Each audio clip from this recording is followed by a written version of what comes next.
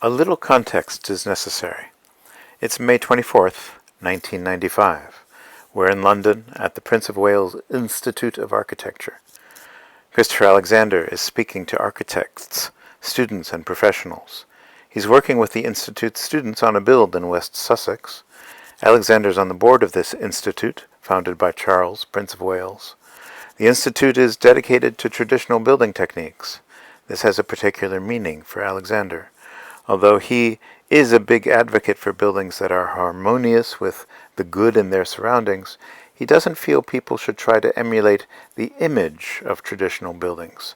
He's not interested in making something look historic through superficial imitation, because that's not traditional.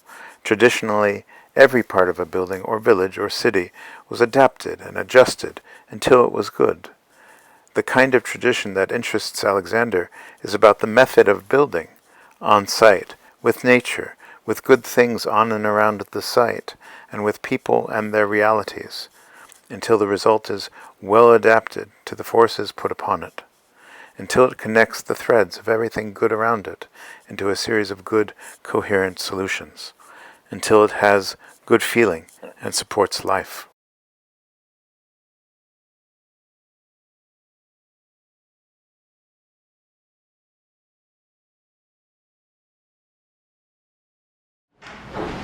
It's a great privilege to have speaking to us tonight Christopher Alexander. The last time he spoke in England, he tells me, was about 15 years ago, so we're very honoured indeed. When Christopher, who grew up incidentally in West Sussex, went to Berkeley, California in 1963, he already had established a reputation through a number of influential essays, particularly an essay called "The City is Not a Tree" and Notes on the Synthesis of Form. And these two essays, written in the early 60s, were still being hotly debated when I was an architecture student in the early 70s. During the 70s and 80s in California, he added to his reputation as a theorist through a series of influential publications for the Oxford University Press, most notably A Pattern Language, 1978, and A New Theory of Urban Design, published in the early 80s. His most recent works are a book on Islamic carpets and a book on the designs for the Mary Rose Museum. But in parallel with these theoretical works, Christopher has established at Berkeley a workshop and a practice as a general contractor. And it's in the building process and the way in which theory is realized in practice that his central interest lies.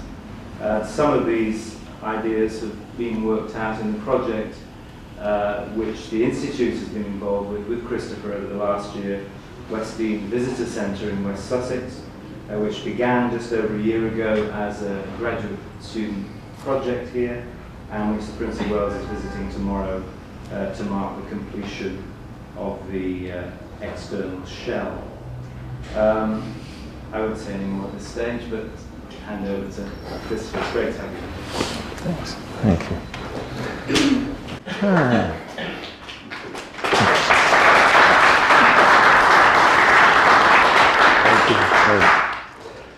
Right. Let's see now. How do I begin?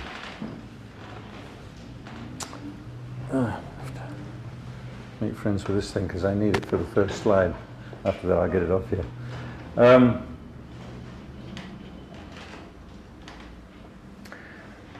The most remarkable thing about traditional architecture, I think, is the way in which every particle of building, path, window, field, hedge, steps, is just right. You know, that's actually what's so moving. And you go into a village, and that's what overwhelms you, and that's why actually it feels almost like nature. Now, I think all of us here probably aspire to a new way of building where one can again have that sort of thing, because I suppose the most obvious aspect of most of 20th century architecture is that is completely and conspicuously lacking. It's not true that everything is just right. Almost, perhaps exaggerating a bit, say everything is just wrong. So it's a really extreme difference. Now,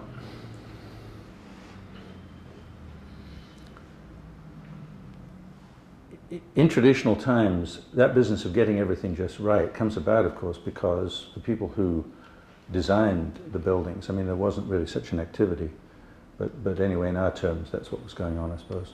The people who made decisions about the buildings, the people who built them, were one and the same. And furthermore, it was all happening over a long period of time, in many cases anyway.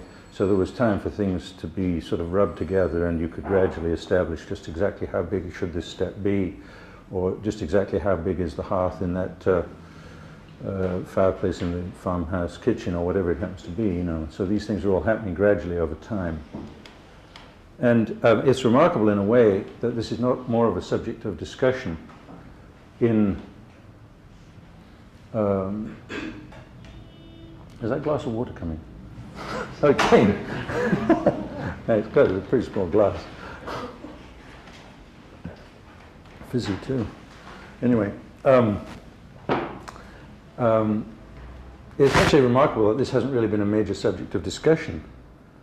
I think the reason is quite simple, and that is that the process which we find ourselves in the late 20th century has an extremely sharp rift between the designing activity and the building activity. Procedurally they're different, legally they're different, and so it's really embarrassing to talk about anything that has to do with that rift, because no one quite knows what to do about healing it. And so the fiction is maintained that actually you can get buildings right by drawing drawings. And I do want to emphasize that this is simply a fiction. It is a fiction. Please believe that.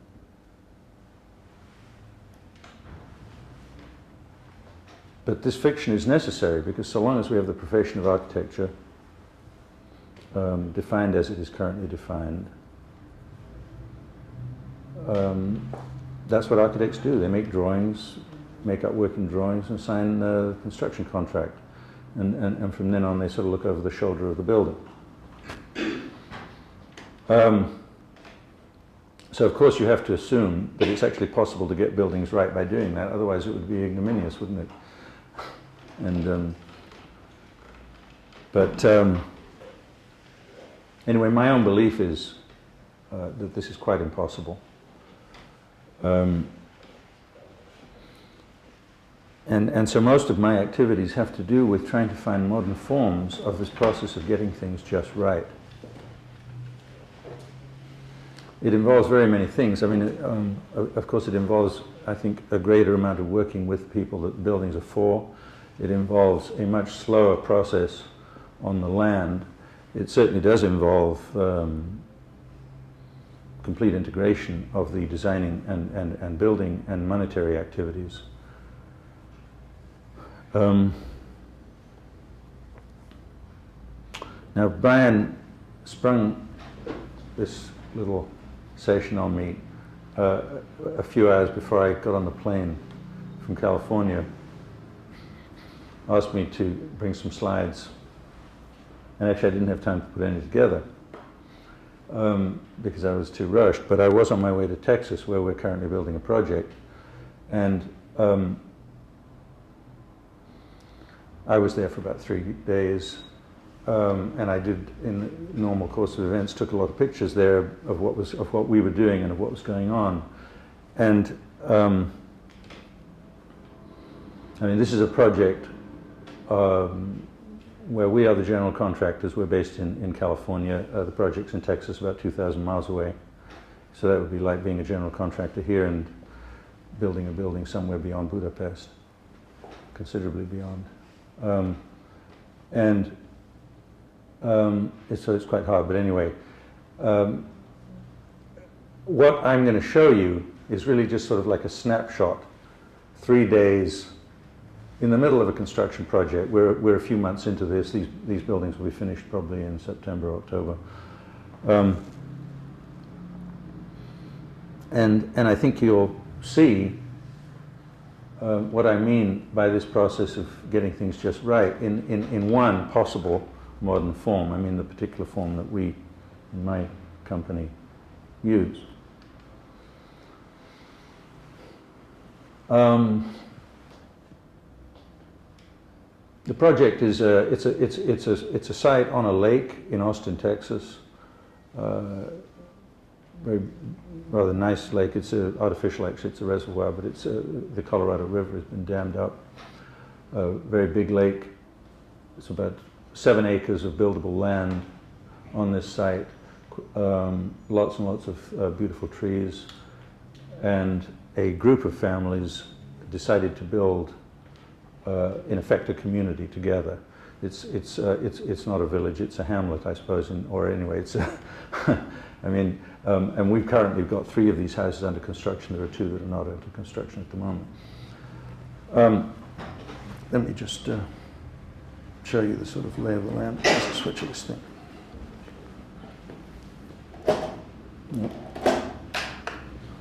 The lake is down here. Land is gently sloping up there. These are the 3 houses that are under construction. That one up there, this one, this one. You come over here.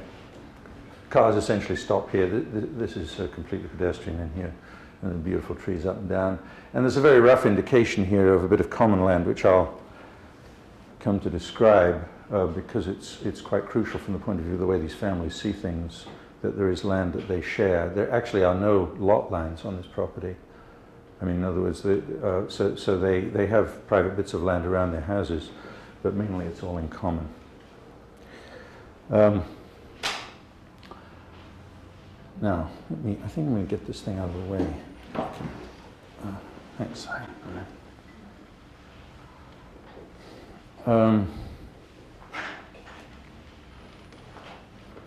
These buildings are built in American construction technique. They are essentially frame buildings. That means 2 by 4. Well, they're not 2 by 4, but I mean that kind of construction. Actually, what we're using 2 by 10s and fairly heavy cement plaster on the outside, real plaster on the inside. There's stone base which has been quarried on the land. They're reasonably conventional houses, and they're fairly modest in price for the size buildings they are. Now, the place we had got to just before I made this particular visit was we had the stone foundation walls in, we had the slabs in, and in the period between my previous visit and this one, the rough frame of these houses had been put up. We normally make a two-step approach to framing. That is, in conventional American terminology, one just frames the house. Framing is one operation. In our way of doing things, it's 2 operations. You do the rough framing means you get the sort of carcass of the thing very approximately in place. You then make a variety of adjustments. The interior spaces aren't settled really until one's actually standing in the building within the rough frame. So interior partitions are all built in the finished framing process. Openings are unknown at this point. In other words, we don't know where the windows are. We barely know where the doors are at this stage. All of that is part of finished framing. And during this period, just a couple of weeks ago when I was there, those were the major items that were up for discussion and for decision making. So I had, we have a construction manager down there in Texas running the various crafts people on the crews. And in addition, I took 3 people from our Berkeley office down, so there were 4 of us from Berkeley down there for this very intense period.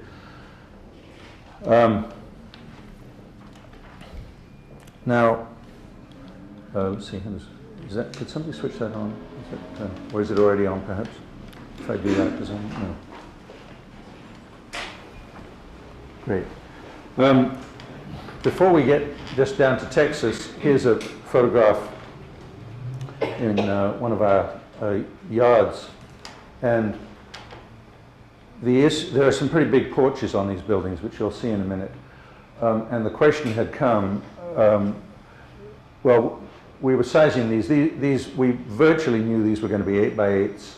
We didn't know what these capitals were going to be like, and we didn't know the size of the perimeter beam on the porches. So in California, we made cardboard mock-ups of these things to try and judge the.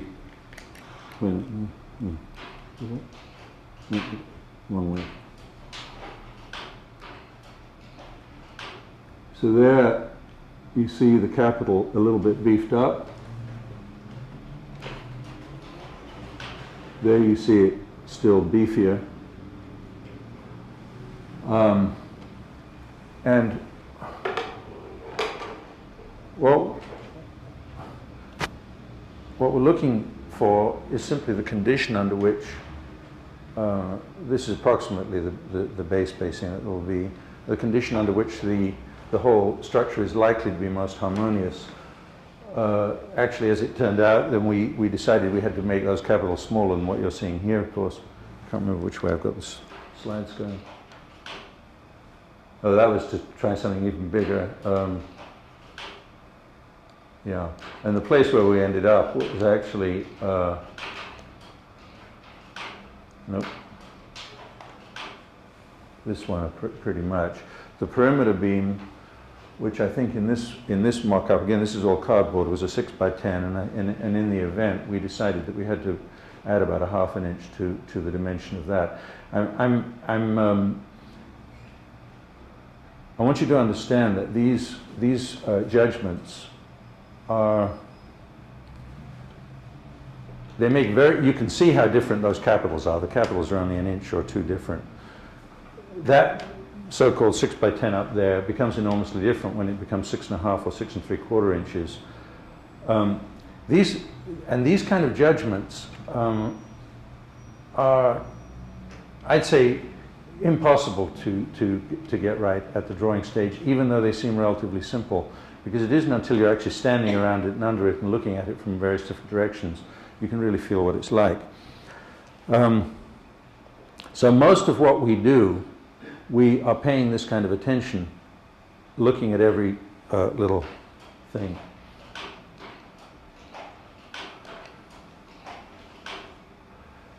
This is the arcade and porch of one of the houses, the one that is closest to the lake.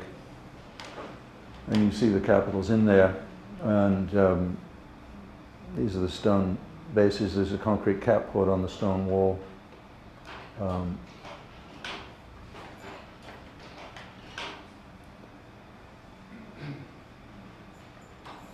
This was all, what I'm just trying to indicate to you at the moment, just a sort of general sense about how this thing goes. And I think I have I guess this would be worth pointing out. There is perhaps a difference of opinion between me and my views, or the way my crews operate, and the sort of thing which is perhaps most typically thought to be true here in the Institute. And I just want to make clear about that, because I think the general assumption here is that a lot of these kinds of questions are well settled by traditional rules. You know, that in whatever particular vernacular you are building, if you follow the traditional rules, you're going to get these things about right.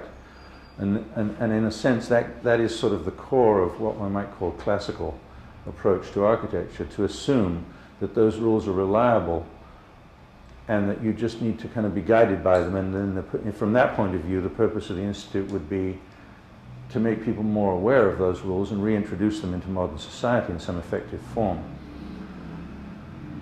I'm a little mistrustful of that approach. I'm not sure that the rules governing these kind of things as they were in the 18th century or as they were in the 16th century and so forth are necessarily quite reliable in our time. We are dealing with different materials inevitably every decade that goes by. And I find it troublesome to try and rely on historical precedent and normally look for, I mean, you could look at that and you could say, well, this reminds me of, I don't know what, you could say it reminds me of a portico in India or something. And of course, it's true that when you apply the ways of thinking that I'm speaking about and will speak about, you do arrive at things that very much resemble traditional architecture because they come from the same roots. But that doesn't mean that they're in any sense copied. It sort of comes about from first principles just by paying attention to what is it that makes the feeling intense in the building. So that the fact that this vaguely resembles, as I say, you could say Indian architecture or some other kind, is completely accidental. It has nothing to do with the origin. The origin is just pay attention to what it is that produces the feeling most deeply and make that. Now, so that's the outside of this particular house that we were just looking at, the interior courtyard. In the state it was in a couple of weeks ago, and the lake is down here to the left, the slope is up here, and the other two houses that we'll look at are up there.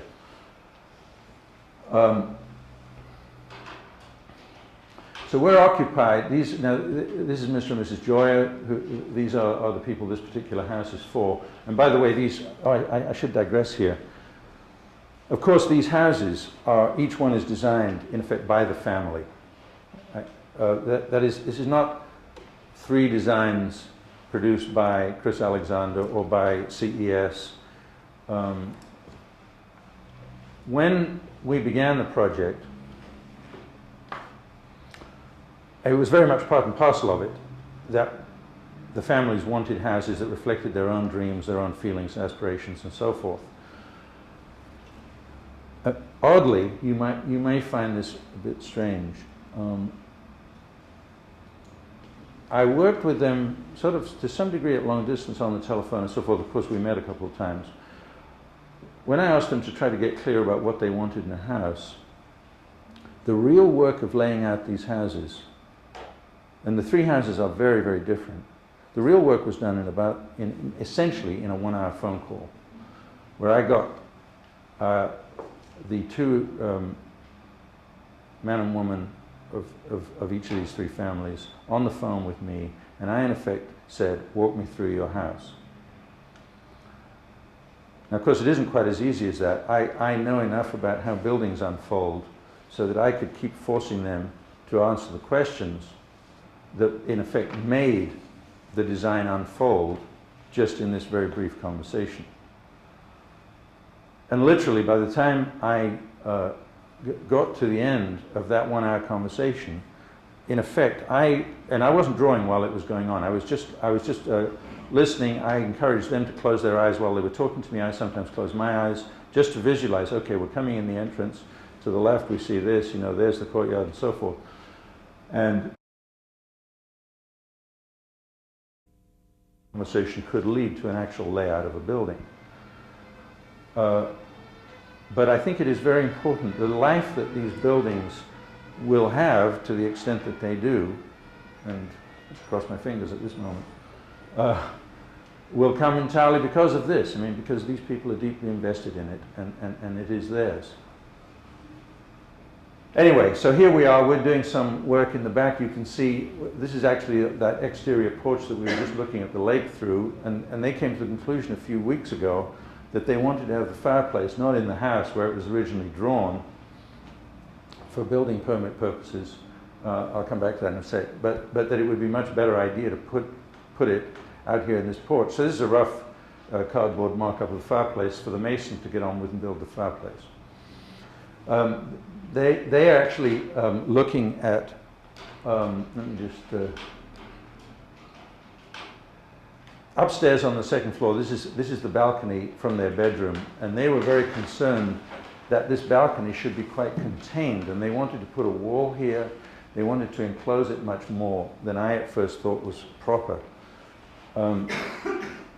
But again, sometimes I can be quite argumentative, but in general I tend to listen to what people tell me. So I mean, because I usually find that there's always something real. So even though this went strongly against my instincts, I said, okay, let's try closing it in and so forth. And actually and we did that with bits of 2x4 and cardboard. And Jeffrey and Linda were sitting down about here in the photo you saw them, and they were looking up there. We're all looking up at this thing to see whether or not the outline of the building and the sort of physical form of the building would be marred by enclosing that balcony. Because in fact they had also said that there's a bathroom back there, and they had wanted to have a little hand basin on a portion of the balcony, which was then going to be glassed in. So the whole thing was sort of starting to get quite, a wall here and a wall here and a window here and so on and so forth. And I was quite worried actually about whether we were going to make the roof line comfortable enough and simple enough to not mess this thing up. But in fact it was absolutely fine. I mean, we were able to find ways of doing it. And that's what they were checking out in that particular instance. That's the cardboard mock-up of the fireplace right after we built it. There we're looking at, this is the front door coming into the courtyard of this house. See, this is, Jeffrey is Italian and has some Latin American antecedents in his family. So this particular house, unlike the other two, is really a courtyard house. And you saw the arcade. The rooms are approached from this courtyard. So the front door actually comes into what is an exterior space, even though it's roofed. And you come through this and into here. And then that arcade that you saw before is right here. This is the bath in the biggest bathroom, which was actually, I wasn't there when that was done. The family themselves did that with one of my assistants. This is a situation, it's kind of complicated. I don't think you have shear walls really in England. I mean, there's not, you don't have earthquakes to deal with, and I guess masonry buildings are so heavy that it's not quite the same problems. In this situation, we're talking tornadoes and everything else off this lake, and there was a very serious shear wall problem in this structure because the structure was so open. We had originally had, from an engineering point of view, designed two solid little wings, about 3 foot each. We're in the living room here, and that's the dining room down there. We were experimenting with some way of making sort of two massive knee braces that would leave the space open but would take care of the horizontal forces. Another thing that was going on during this few days period was not only the actual approximate position and rough framing of the window openings, but also the detailed nature of the windows, the glazing bars and so forth. This is their dining room and looking out at the lake. And we began experimenting with more and more delicate tracery, if you want. I mean, these are wood windows, not tracery in the stone sense. To try and sort of enhance the value of this particularly lovely spot. And these experiments seemed successful. And we finally ended up with that window, which is now being built.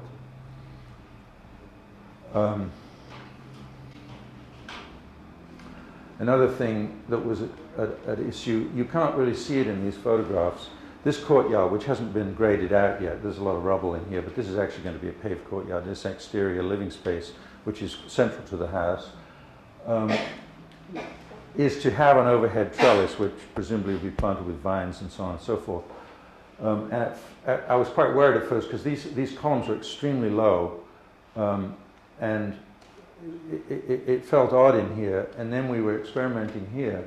Okay, fine, let's lift it up so we can see at what point it starts to breathe in there when that trellis is in place. And this particular one was about 18 inches above the eave line,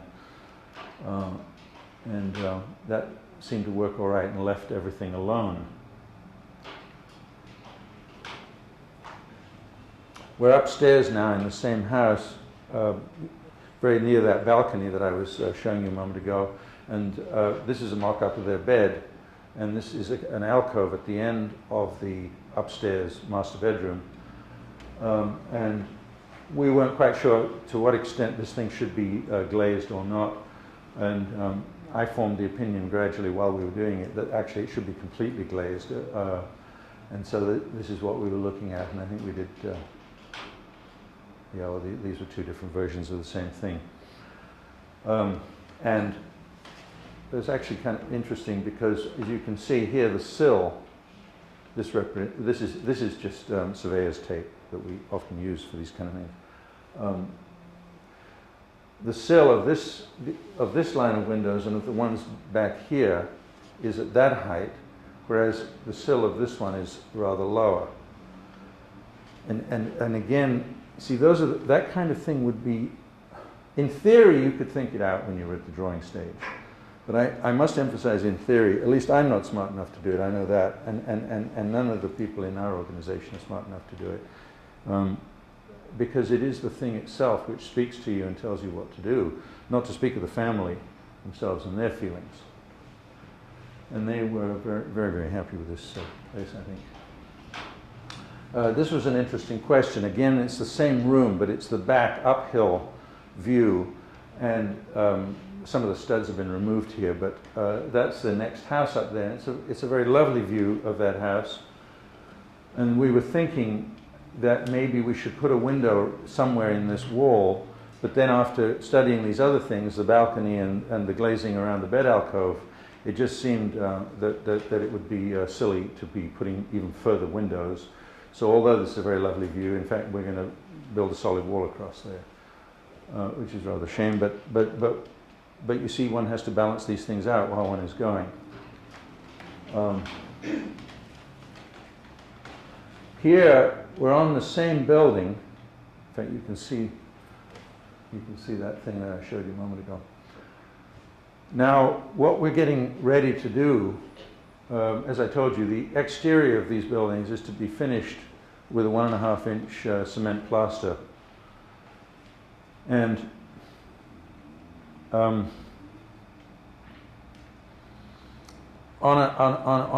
other projects, we have on occasion, in effect, etched that. So instead of just a sort of big bland surface of cement plaster, you etch some articulation into it. So at the corner of the building, you make something that I suppose you could call a pilaster if you wanted to use that kind of language. But anyway, what you do is you've got a slightly harder faced piece of it that comes forward from the other surface, maybe 3/4 of an inch. And we were just beginning to look at what the probable dimensions of that thing ought to be, how it was going to work under the eaves, in relationship to these things, which we'd cut rather carefully, how many levels there were going to be in that, you know, so that there's this cornice or beam-like thing coming along, and then there's a second layer of it before you hit the main cement plaster. This thing, as I recall, came out looking at about 19 inches was the right dimension for that thing. And again, I emphasize that under the conditions that I'm describing, the difference between 17, 18, 19, and 20 inches is enormous. I mean, there is no doubt that one of them has the most profound feeling. I don't think you can see that in this picture, but in the reality, you can feel it absolutely. And then we were checking the same thing at the other end of the building. In this particular case, we were also kind of working out what was going to be a proper language for all three houses, because we didn't know the detailed position of these kind of things until this stage. And so it wasn't just a question of looking at this house and saying, okay, this looks best here, but we were kind of running up and down the three houses and checking the same dimensions to see whether approximately the same way of handling it was going to be right on the others. Now, there's another fact that I want to just draw attention to here, because the generic, these are double-hung sash windows, and we were also looking for the generic, except for a few very special windows, like the ones I showed you a minute ago. The question was, well, what's the general approach to the glazing of these windows? And you see, in another part of this same building, we're still in the Joyers house here, we had initially tried you know, in double hung sash, of course, you've got a break across here, and the question was going to be, well, just how many glazing bars, how many panes have we got? The thing, if one started going into a lot of panes, not only very expensive, but it also kind of started to look as though this building had the measles. So we wanted it to be simple, and yet this configuration actually was quite uncomfortable, very, very uncomfortable. I don't know whether one can see that in the photograph, but it certainly is true in the reality. And we had then gradually worked our way towards this kind of arrangement where the division of the two pieces of double hung sash is here, and where there are glazing bars forming vertical lines. And that is the format that we then have ended up using on all three houses, with one exception that I'll describe.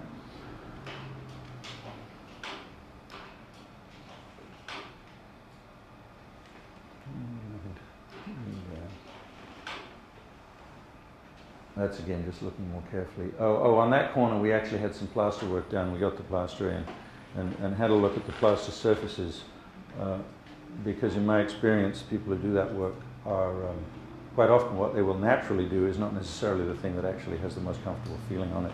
And so we went through a number of variations there. This is now the second house. Hang on while I get some water. How am I doing for time? Am I sort of about, what is it, about half past, 20 past? What is it? Huh? 22? Oh, okay, I've got to speed up a bit.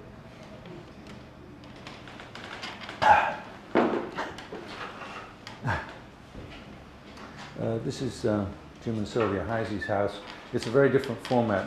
The other one was arranged around a courtyard. This is a long, extremely simple rectangle. And in this, that's the kitchen and dining room down there. We're in the living room. And this whole thing is about, I think, about 60, 65 feet long, as I remember, from the one end to the other. Interesting feature here. We had wanted to, when we were in the early stages of this project, you know, we're working with money always from day one. I mean, almost the first thing we do when we start to design a building is to write down the cost breakdown and how much money we're going to put on foundations and gardens and beams and windows and so on and so forth. And we were aware that because of the slightly crunched budget, we probably wouldn't be able to afford the kind of joinery where you're actually notching beams into one another by half mortise kind of joints. And so we had developed well, it looks rather elaborate, but actually, you see these brackets, these are maple brackets, which we made in our shops in California. And each one is bolted into that big 8 by 12, and a piece of blocking, which isn't in place yet, then carries the 6 by 8, which is at the moment just temporarily hung there. But the full structural support comes from these brackets. It's an interesting example because the brackets actually give a colossal amount to this room, and yet it was done as a cost-saving measure because it was much cheaper to make these brackets than it was to contemplate the really considerable expense of the very, very sort of labor-intensive half mortising in the beams. And it's a very pretty ceiling in this particular room. Down at the, this is looking the other way, same room. As you, there was a funny, when this house was designed, I forgot to tell you about what you see, you have to design the thing on paper in some funny level. That is, because you're going to go to the bank, or you're going to go to the building department, or you're going to go to various people, and of course they want to look at the thing and see. So we draw stuff, we spend as little time as possible drawing it, because we don't want to waste our money or the clients'. And in this particular case, the house as drawn originally, actually this was the entrance porch. That is, one was originally coming in through here and then going into this big living room and so on and so forth. And when I was down there, at the time when the slabs were poured, I looked at this with absolute dismay, and I thought, my God, this is horrible. This room is not protected properly. It's got a very funny feeling, even though we had you know, various obviously there was a sort of sequence of barriers here before one came actually into the room proper. And I was actually quite worried because I thought, my God, I first got into this house differently. And in fact, what I finally thought to do was to enter it through a big porch that's down here that you'll see in a minute, which is an enclosed porch in that case, not an open one, and come in an entirely different way. And I thought, God, these people are going to kill me. You know, what if they see it very differently, and what will I do, and so on. And it was funny because, so I was with some trepidation that I met Sylvia and Jim. I'm back to December now, different visit from this one. And I said that I'd been worrying about whether the living room was a truly restful room, and that I felt that we were sort of blowing it open to the north wind by the way we had placed the entrance, and that, I mean, figuratively. And would they be interested in contemplating a slightly different way of going into the house? And Sylvia said, oh, thank goodness, you know, we had a very similar thought, but we were afraid to tell you about it. And it's interesting. I'm telling that story because actually the reality of buildings while they are under construction is palpable. It happens again and again and again that the different people involved see the problems and the solutions in the same way. It is very easy to get agreement about these things as life goes forward.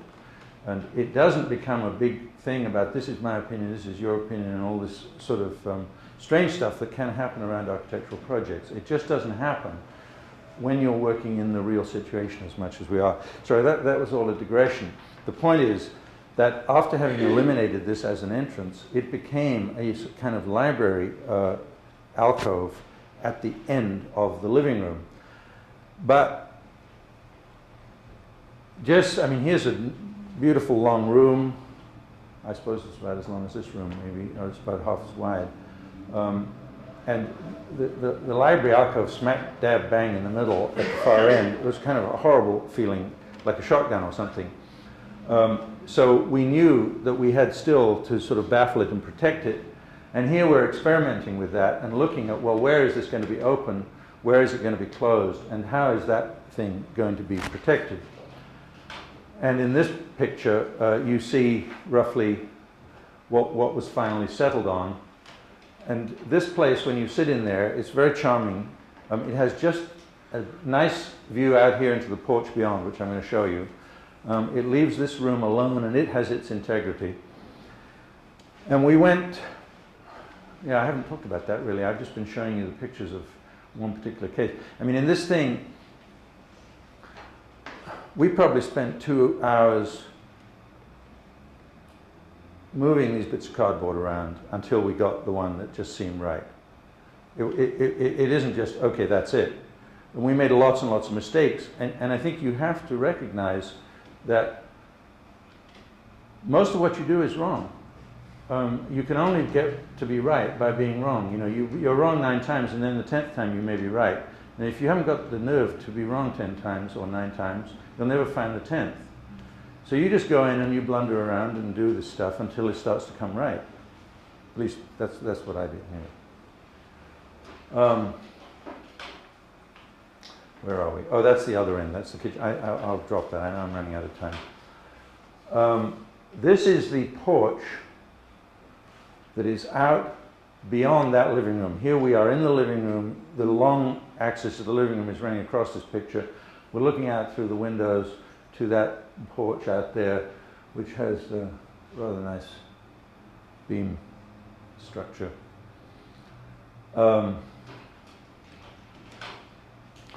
We are again looking at this business about the window openings, and you can see we were coming back to this sort of theme. This wasn't, as I told you before, it was sort of developed in the other house. That really wasn't quite accurate. I mean, we were developing them simultaneously in these houses. And this was actually one of the situations that also told us that it seemed to be the right thing. You see here we were looking at an entirely different kind of fenestration for the window connecting the porch, which we're sitting in here, into the living room. There you're seeing that again.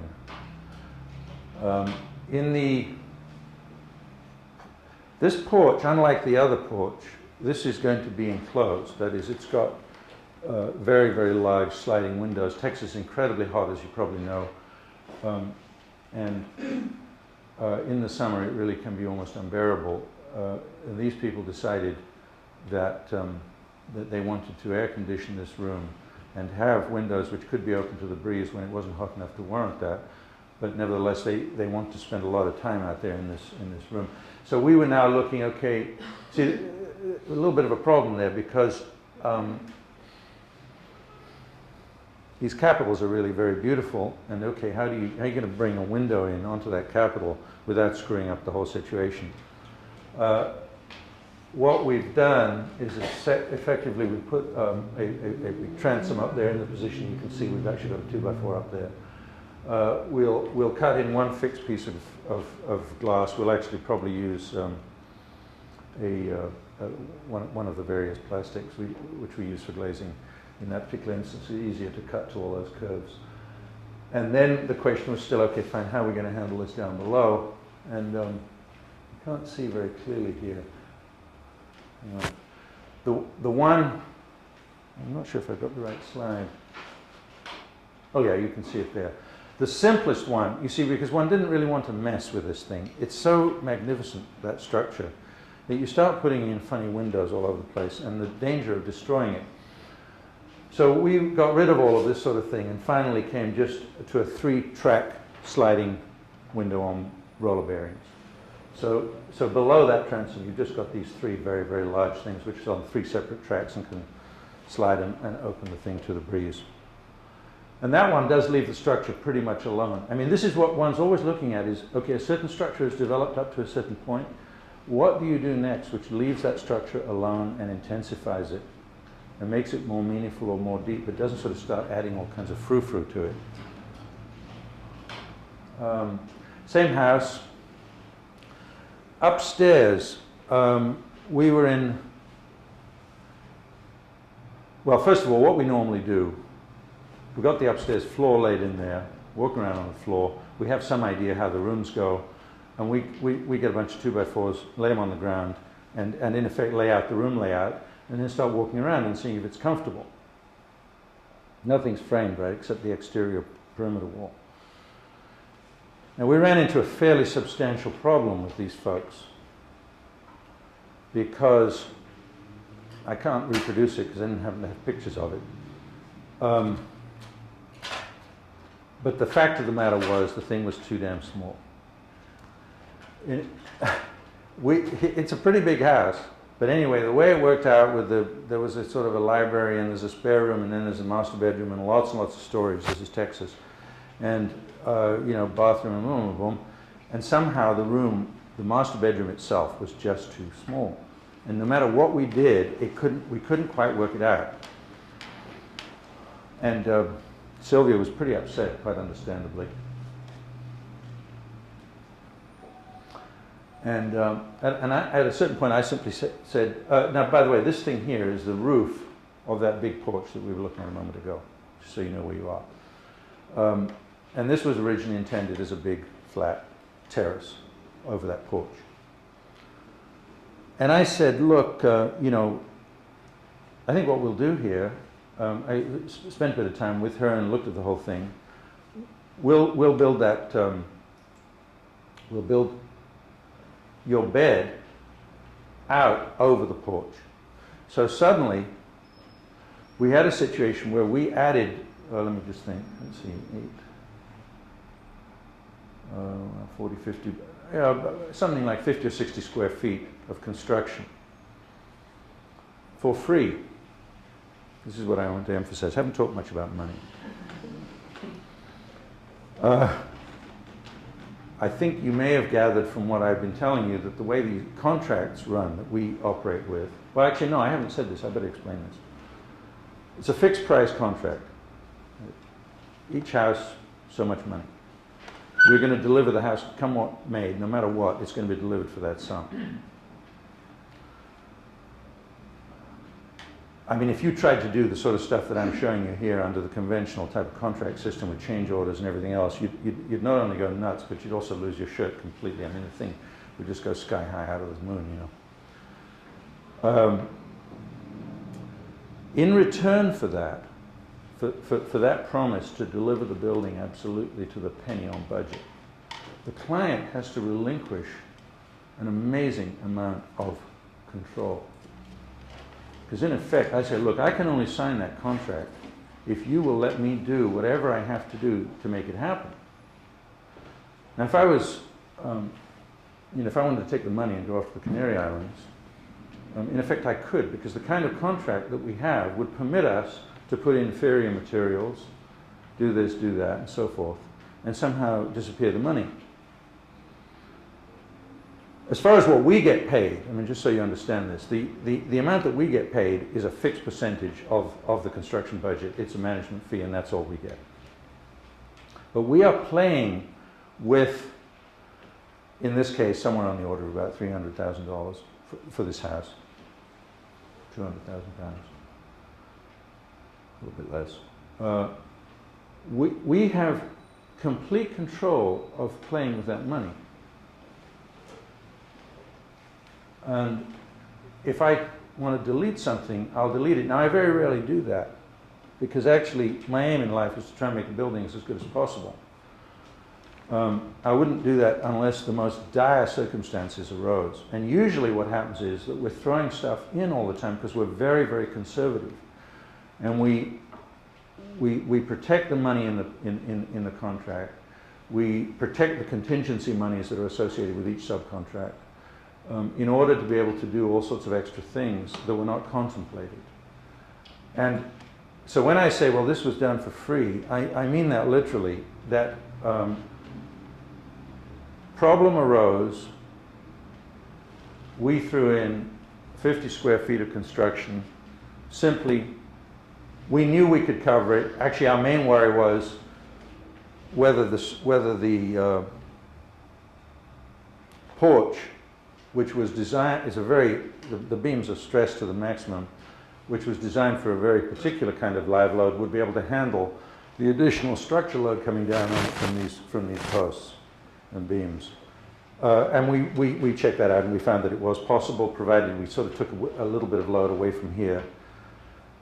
But it is very nice. It's a wonderful pleasure actually to be able to give that kind of gift to the client while you're building. And I mean, it isn't, I'm just picking this one story, but it's happening continuously.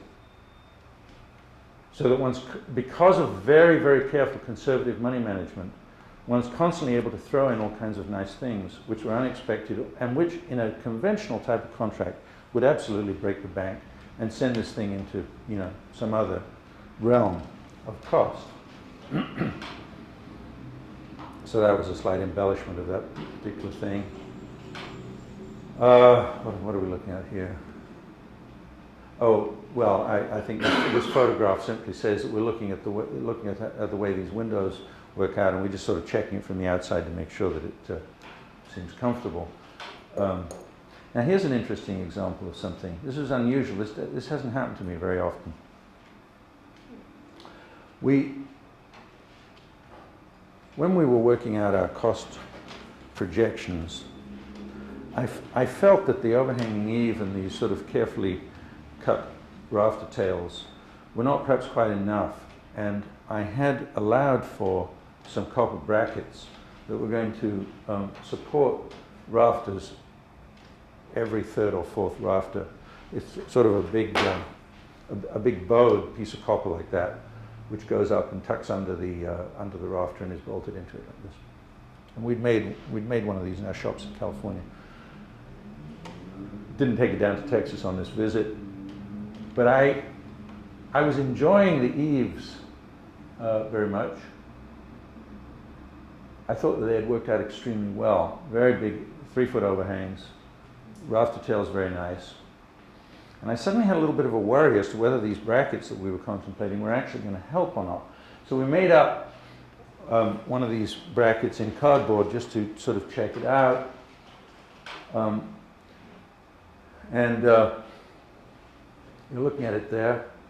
In the previous picture, actually, Randy was just running a pencil line on that other bit of cardboard, so in case this curve was indeed the one we wanted to do, we were going to take this back to California to fabricate these things. But in the course of doing all of this, I became convinced that this was not really helping the building. And it was interesting because it actually had a little thing, sort of like a feature, and in the, you know, people get fixed on things, and a couple of the families had said, oh yeah, we really want those, we love those things, and so forth.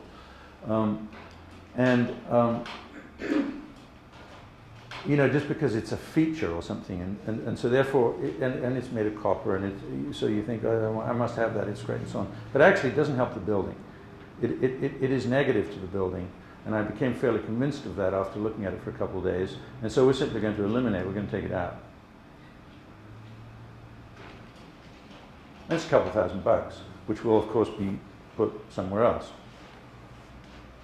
What are we looking at here? Oh, this is the same business of making sure these beams and half columns and so forth are looking good as far as the exterior cement plaster.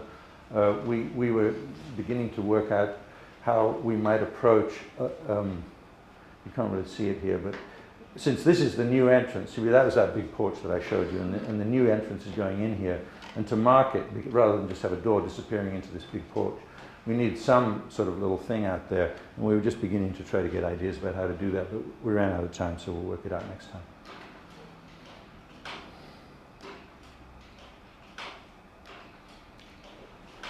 Am I almost on time? Is it 6? Huh?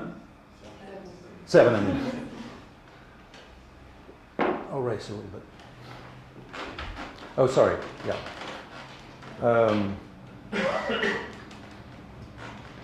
Interesting point here, you know, those wide pilaster things from the outside, after being gauged to just appear right to make the exterior volume work, of course had implications, and we had originally thought that we wanted this window in the dining room to be right on the corner, and then we were checking that and making sure that if we in fact blocked it off here to the tune of those few inches, that this was still going to be a comfortable situation. This is a third house with, again, a very different kind of configuration, and this is one at the top of the hill. I think, so as not to exhaust you, I'm just going to whip through these pictures and then talk a little bit about the common land. There we're looking at some spatial problems that had to do with these brackets in this house. This had an unusual configuration. We needed to come down with some sort of screens, funny configuration in the entrance hall. Because of an arch beam that we had to cut in one place, we were thinking what would happen if we brought one of those brackets down. We decided it was a bad idea. We were checking to make sure that the ceiling over this big bow should be dropped as we had originally thought. In fact, that turned out to be correct.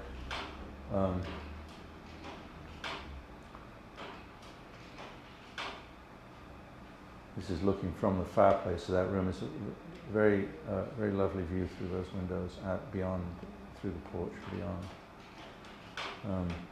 This is at the other. This is a fireplace hearth, which is a sort of gently curved thing that is looking towards that view that I just showed you, towards that curve. And we're beginning to, as you can see, we're beginning to sketch in the very big window seat in this house.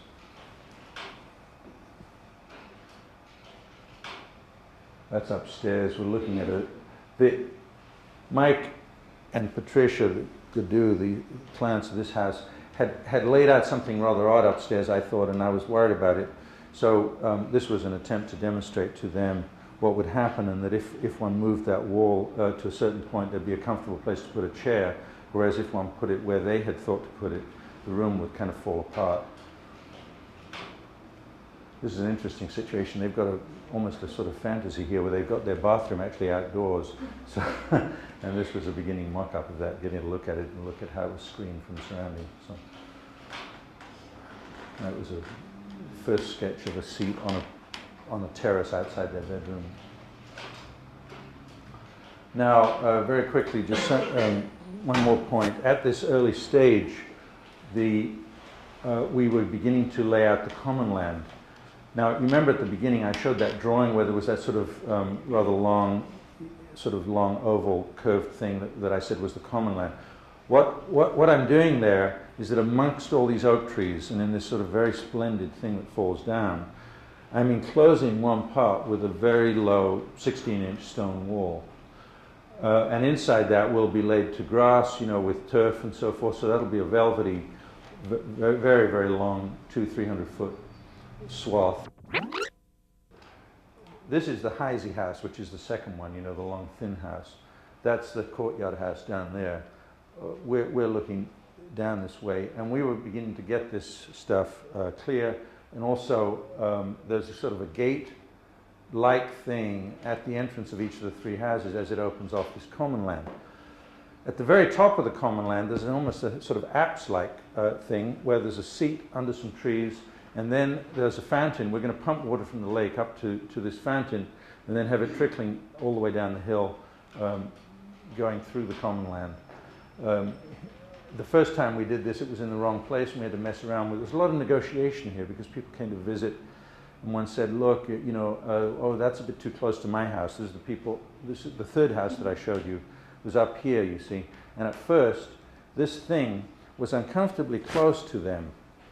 It was interesting because they felt it was too close for their privacy, and also I was concerned that it was just close enough so that the other families might be inhibited from going there. And I said, I don't think we should put it there. I think we must move it down the hill a little bit. And let me just try to remember. I mean, in this several hundred foot thing, the total distance that we moved that fountain, which is, and this sort of apse-like seat, was about, about 9 feet, I should think. And it made a colossal difference. You moved it 9 feet, and suddenly you realized that everybody was going to be comfortable to come there, and the people in the house up above were completely relaxed and no longer felt their privacy was being disturbed. Again, completely impossible to find that out at the stage of trying to make a drawing. I mean, you've got to be on the real land to do it. That's a sort of a trellis and some ponds. This is down at the bottom, and that's the courtyard house over there. Again, that we were sketching out for the families to discuss. And interesting thing here, you know, when you're dealing with something as complex as this on a big piece of land, there's a question about how to leave the marks. It might sound trivial, but you know, you can try driving stakes, but we're talking about backhoes are in here, and you know, people are coming in with trucks delivering lumber and so forth. And you try putting a few stakes in the ground, and they're going to be gone within 2 weeks. Drawing, of course, doesn't do it because you can draw it, but you won't be able to resurrect it back off the drawing onto the land again, so it'd be stupid to even try that method. And what I finally arranged with our construction manager was, there was only one way to do it, and that was build the forms of the foundation of the wall now and actually get them poured so that then we wouldn't lose them. And it was interesting because it was too expensive at first. We were talking, what was it, about $30,000 for all these walls. And it was eating too far into the budget. And so I said, okay, we're not going to mess with that. We're bringing in about 4 inches of topsoil anyway before the turf. What we'll do is we will lay the foundation of this little wall directly on the ground. This is very, very rocky stuff. We're not even going to trench in at all. And hang on a second, I just want to find that. Yeah. Pour that, stick a few rebars hammer them into the rock crevices. Pour that footing. That will be the footing of a 16-inch stone wall. And the 4 inches of topsoil will bring that right up to the stone wall, and it's extremely cheap. And what started out as being about $30,000 ended up as, I think, 15 or 16.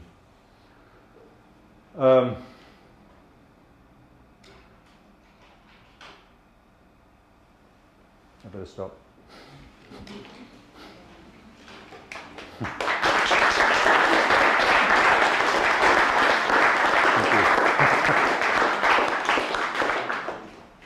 Okay, questions? You mentioned in detail about this idea of doing fixed price contracts, Yeah. which was binding. Yeah. You didn't mention anything about time in that. I mean, do you allow time consideration? Actually, it's a burning issue. Can we get that thing off? Sorry. Or is this the light you need for the camera? Or is it the slides? It's the slides. Good. Okay. Yes, you have plunged right to my weak point. Damn you! No. We're very, very good about money, and we are sometimes in trouble on time. We're trying harder and harder to stay on schedule, dead to the date. It is hard to do. What we're doing in this kind of process, as you can see, is we're really, I mean, I didn't say this before, but in a certain sense you could say we're collapsing what might have taken 50 years or 5 years in a traditional process. We're collapsing it into a few months by means of these sort of tricks. And it does take time, and you don't do a good job unless you take time. But on the other hand, people can get very sensitive about time. Not for good reasons always, actually. Sometimes it's just sort of hysteria.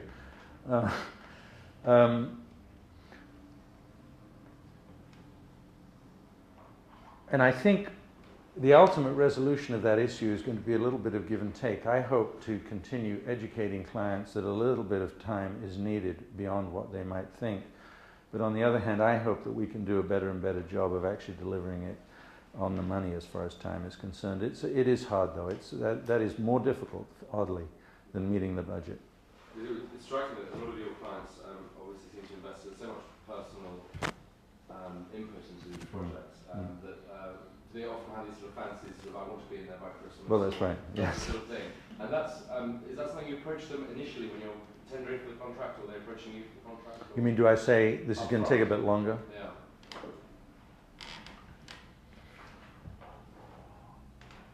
I try to be as accurate as I can about it.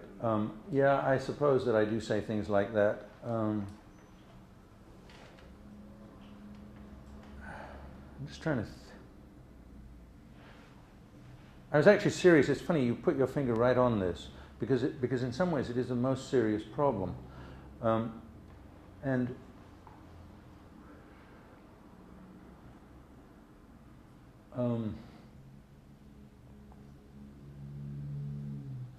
it isn't even, you know, the old phrase, time is money.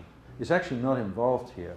Because if you're, you know, you have a construction loan, of course, and you're drawing down a certain amount of interest as you're taking the draws and all this. But the fact is that when you spread it out slower, it also means that you've got less interest running in the early stages. So in fact, it really doesn't actually cost money. So it is mainly an irritant. And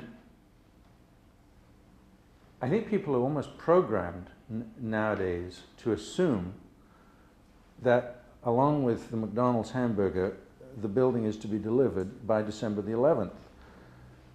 And I suppose deep down I don't really believe that this is right. I actually have serious, even though I try from a professional point of view to do my utmost to satisfy people's wishes about this sort of thing. It doesn't quite make sense to me because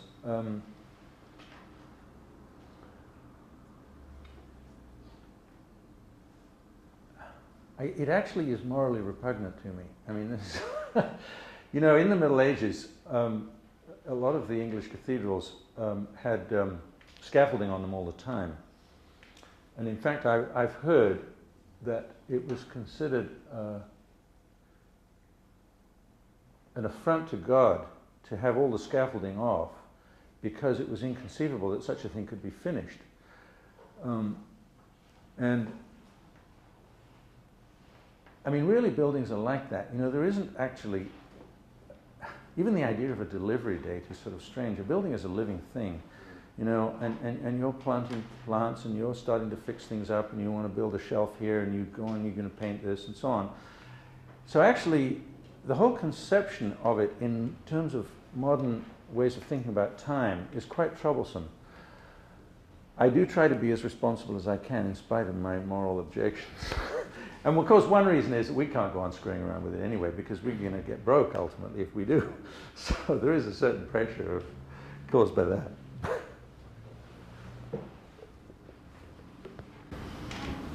Is there any danger that the do these experiments on their own in the end, and they usually don't need architects to play around. Well, why would that be a danger?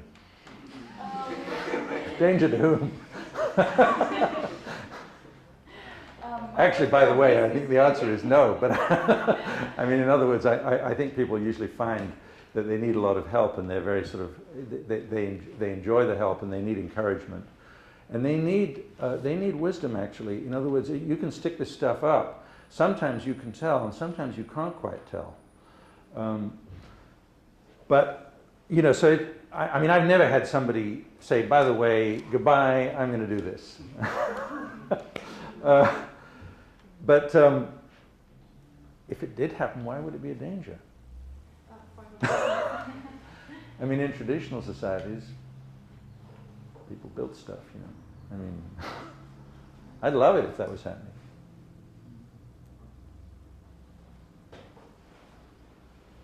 Have you ever tried these methods using mass masonry construction, which would seem to be slightly less flexible? Mass masonry, such as, you mean concrete block, for example? Well, or stone or brick.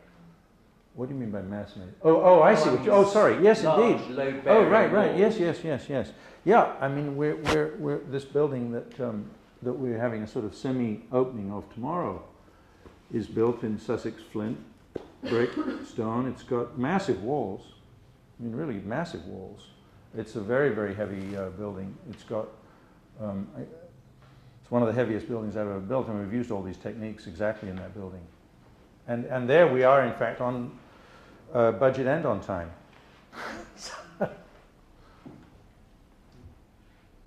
This brings up also another sort of tangential question, especially with what's happening in West Dean and so forth. I gather that on that site, the planning commission has been allowed to be flexible.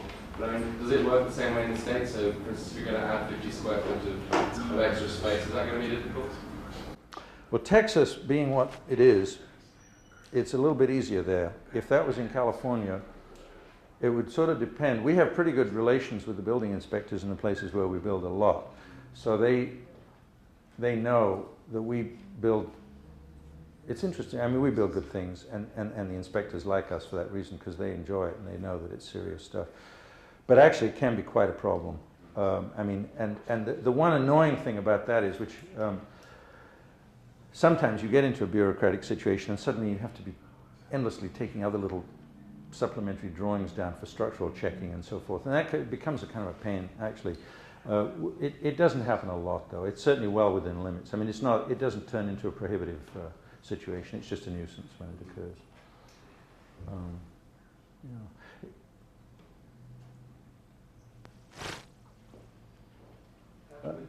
It's interesting, sorry, I just was thinking about West Dean because, you know, of course the planners down in Chichester naturally looked at the elevations very carefully, looked at samples that we built out on the site and so forth, and in fact don't know that we've completely changed the elevations. And probably won't realize it when they visit the building either, because it looks so beautiful and harmonious. They're not going to say, oh, wait a minute, you know. But I mean, is it in America, wouldn't you sort of present your plans as a fait accompli and say this is what's going to happen, so there's not much scope for changing the fenestration if you wanted to?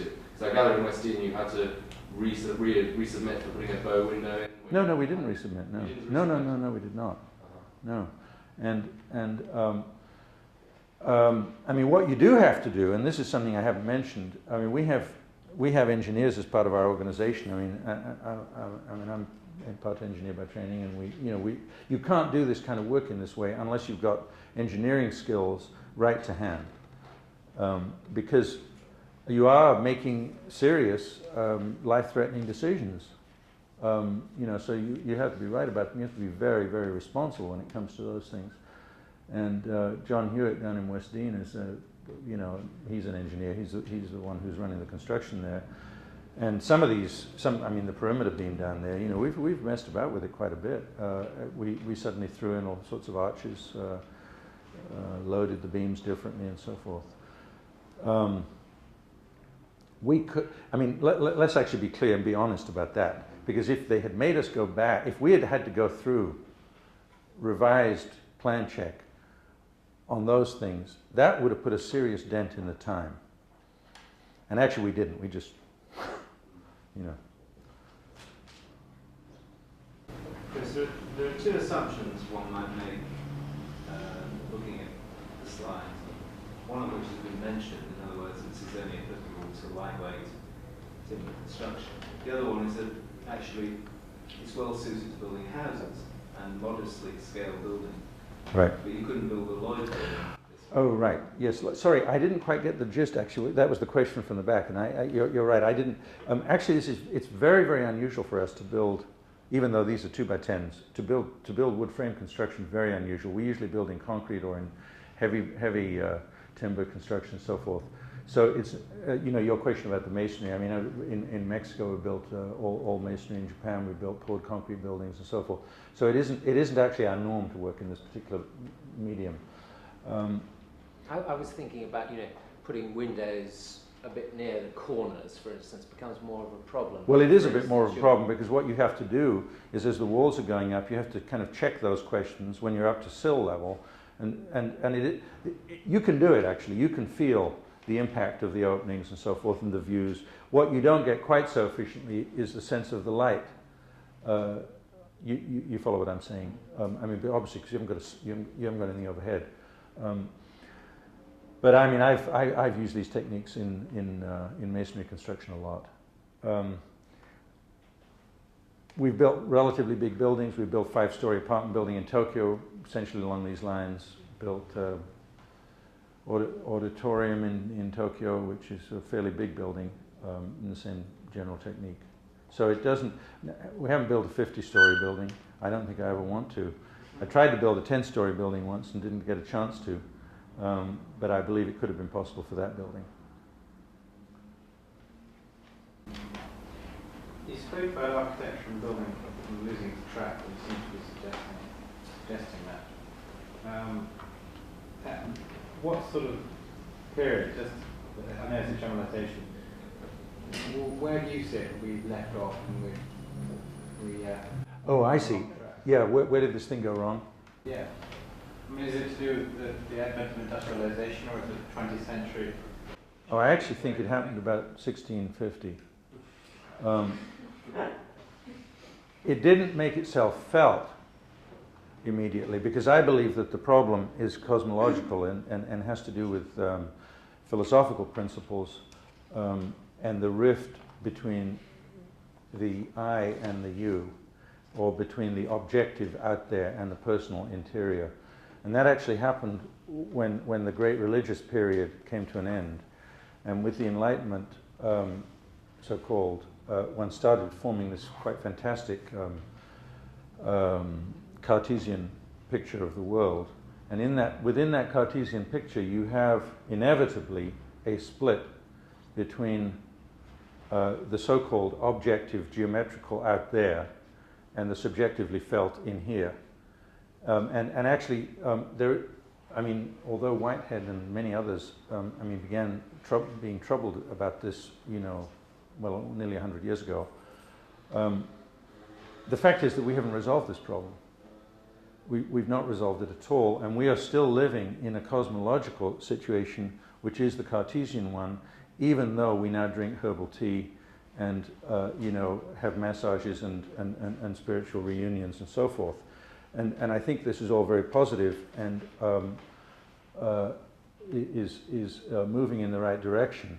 But no amount of thought about spirit solves the problem that our constructed picture of the world is that of an objective geometrical out there, away from the personal individual self and soul. And this is a colossal problem. All of this stuff, you see, so the time motion studies, late 19th century, sort of high efficiency capitalism, mid 20th century, and all of that sort of stuff, they obviously contributed to it, but I think the real problem is of the nature that I've just said, and I think that actually transformations of that sort are needed to set this right. I think the Institute is making tremendous strides in this direction. It's, the emotional and intellectual attitude that is being discussed and conveyed here, I think is wholly positive. But by itself, it isn't going to solve the fact that procedurally these things are embedded in the way banking is done, the way contracting is done, and the way even just this discussion we were having about time just now, you see. So it's a very, very big issue. And I think it is important to be alert to that. That is to realize it is not just a matter of technique. In other words, you could see the technique I've just explained, and you can see, half a dozen or a dozen interesting techniques about how one ought to conduct oneself nowadays. But it isn't ultimately, I think, going to come together until a unified picture exists in which the interior self and the objective out there are unified again. And that is a major deal. I mean, that is a real serious problem. So you're, in a sense, you're suggesting that maybe the Enlightenment or maybe even just the sort of the advent of a humanist way of looking at the world, and so you're talking of an era pre that, and in a sense, the whole emergence of the architect and the architect's role is the architect appeared before the Enlightenment and all the rest of it. We say in the Renaissance, but really has become strengthened since then.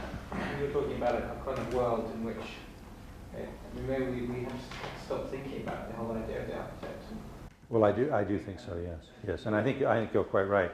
I mean, I want to make it clear. Obviously, when I say, well, it started 1650, I mean the momentum of the wonderful, beautiful traditional architectures that existed all over the world sort of certainly continued. Actually, in some parts of the world, well into this century.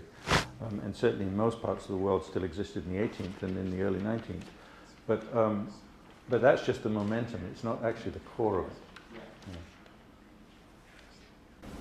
So, what would you do to architectural education as it stands? I mean, would you...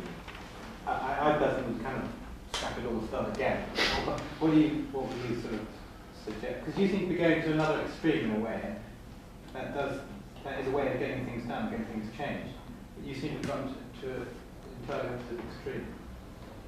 And is that a way of making an impact and making a point, or do you really believe we should all go? Oh, I believe we should all go where I'm pointing. No doubt about that. No doubt about that whatsoever. And do you think everyone's capable of doing that? I do. Yeah. I mean, it's just I was scared, completely scared when I began these adventures. I mean, I was trained as an architect. What did I know about contracting?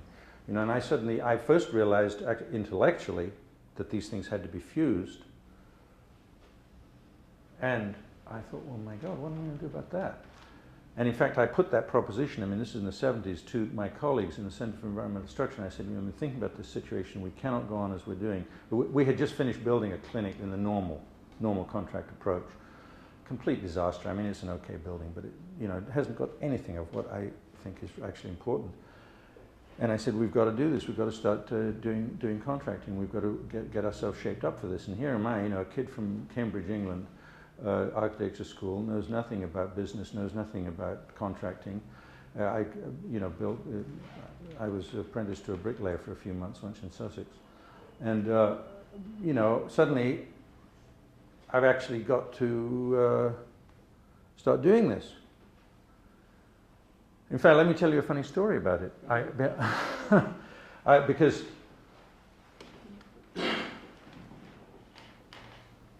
this was in the early 70s.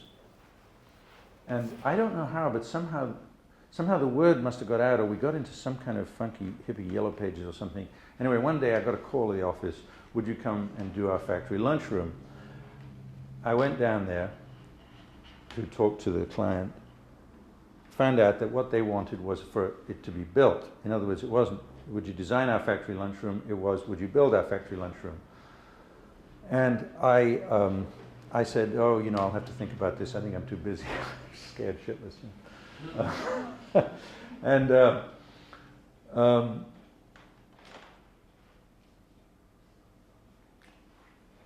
I went away. He called me up and he said, have you thought it over? And I said, yes, I'm sorry, we can't do it. And then he said, you must do it, because we've interviewed 2 or 3 people, and your ideas that you showed us are far, far the better ones of all the ones we listened to. We want you to do it. If you need more money, just tell me. I'll pay you what you want, but you've got to do it. So I thought, oh my gosh, this is... here is the fulcrum. I mean, I'm actually at the point now where this opportunity is being handed to me on a plate, and have I got the courage to deal with it or not? And I thought about it, and I went and talked to my colleagues in the Center for Environmental Structure, and they said, Chris, you want to do this, you're on your own. We're not going to do this. And so I thought about it a little bit more, got another phone call from him, and I finally said, okay, fine, I'm going to do it. So I went down to see him, and I'd sort of figured out how I was going to handle the situation. And funnily enough, I was limping when I got there. And he said, the manager of the factory, the guy who'd been interviewing me and so forth, said, oh, you're limping, you know, are you okay? And I said, oh, I dropped a hammer on my foot. And he said, oh, yeah. He said, I know just how it is. I was a union carpenter for 15 years. So I thought, oh my gosh. You know, here I am about to get in this adventure under the eyes of a union carpenter. And I'm never going to be able to handle this situation. This is just too much. I'm going to be all thumbs, you know, and what am I going to do here? So I thought very fast on my feet. I said, look, you know, I'm worried about your factory here. You've got all these guys coming and going, and you've got the lunchroom and so forth, and here we are on this site. I don't think I can do this work while your people are in the factory. I'm going to organize this as a night shift, and I'm going to build this thing at night. Mainly just so I can get away from this union carpenter and not have him breathing down my neck. And so I did. We used to start work at 7 in the evening and work until 3 in the morning. And we built this whole thing like that. And we were a few weeks into it, and he came to me one day and he said, you know, I know there's something weird about your operation. I mean, we had an Avis truck at that point. We didn't even have a truck of our own. And he said, but anyway, I want to tell you, it is just beautiful work. And I felt so thankful and so pleased, you know, that somehow I had actually managed to slide my way into this world. But it was scary, and it still is.